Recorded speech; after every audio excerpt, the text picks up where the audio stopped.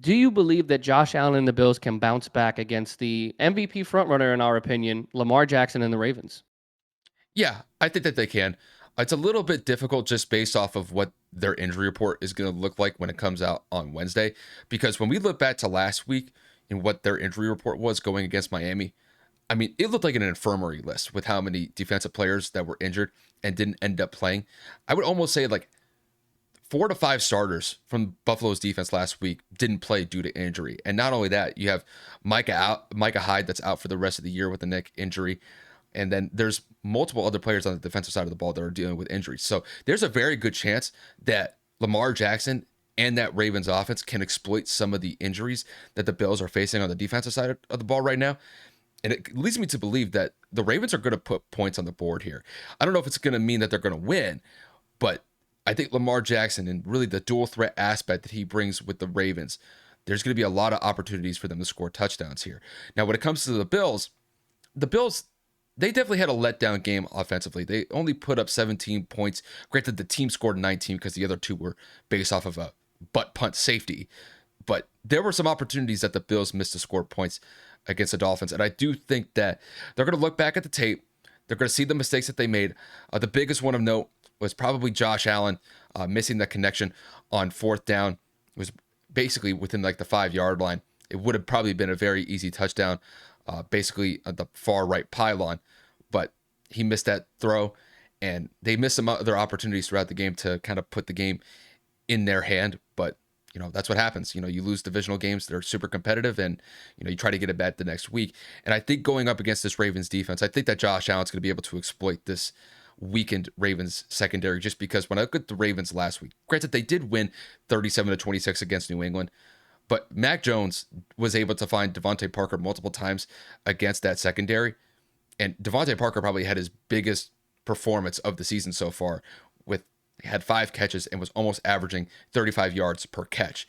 And I do think that with the receivers that Buffalo has at their disposal with Stephon Diggs, Isaiah McKenzie, Dawson Knox, Gabriel Davis, I definitely think that there's going to be some solid opportunities for Josh Allen to stretch the field and really put that defense on their heels throughout the entire course of the game. So I definitely think that Josh Allen is capable of putting up 3 to 4 touchdowns in this game. And I wouldn't be surprised if he picks up probably somewhere between 40 to 60 yards rushing, just based off of the fact of if a play breaks down, he could scramble out of the pocket and pick up a first down if the team needs it. So I think all things considered, this is going to be a very high scoring affair. I think Lamar Jackson's going to have a very solid day just based off of the fact that the Bills defense is dealing with injuries. I wouldn't be surprised if he puts up 3 touchdowns in this game.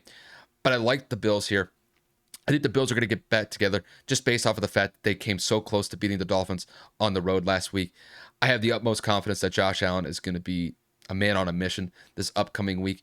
And I do think that when it's all said and done, the Bills will get this one. If I had to put a score on it, like I said, very high scoring game. I wouldn't be surprised if this game finishes around 38-31, 35-31. This is going to be one of those games where I think it's going to be a shootout. And I think at the end of the day, I think the Bills are going to do just enough to get by Baltimore in this one at the end of the day.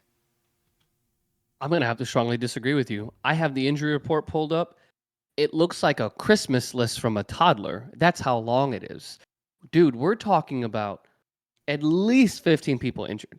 It's ridiculous. Tommy Doyle, one of their offensive linemen, has been placed on IR as of today. So that's another offensive lineman down. Jordan Poyer is questionable. Mitch Morse, their center, is questionable. That's another injury to their offensive line. Ed Oliver, one of their defensive tackles, and Jordan Phillips are both questionable. Dane Jackson, questionable. One of their wide receivers are questionable. Ryan Bates, another tackle. He just suffered a concussion on Sunday. So unless he clears protocol, which again, since it's Tuesday, we're not going to know that right now. If he doesn't, that's 3 offensive linemen down for Buffalo right off rip. That's absolutely asinine in and of itself. Then we're talking about Christian Benford, a corner, another one. He requires hand surgery after the Bills loss on Saturday or Sunday. So that's another corner that's down.